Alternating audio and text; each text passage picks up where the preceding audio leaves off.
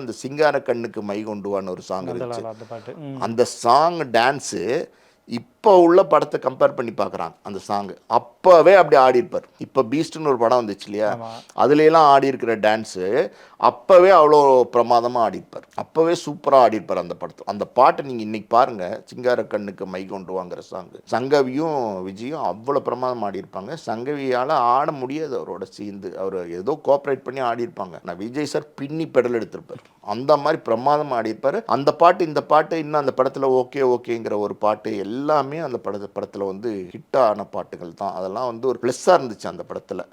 இன்னொரு விஷயம் என்னென்னா, முதல்ல விஜய் சாருக்கு ஒரு பெரிய வியாபாரம் பண்ண படம் விஷ்ணு தான். எங்களுக்கு பெரிய லாபம் கொடுத்த படம். அதை நான் ஓப்பனாக சொல்கிறேன். நாங்கள் ரொம்ப சந்தோஷமாக இருந்தோம் அந்த பீரியடில். காரணம் என்னென்னா, நாங்கள் திடீர்னு ஒரு ப்ராஜெக்ட், அதான் சொல்கிறேன்னே, லைட்டர் வேல ஒரு ப்ராஜெக்டை நாங்கள் ஆரம்பித்தோம். அந்த ப்ராஜெக்டே எங்களுக்கு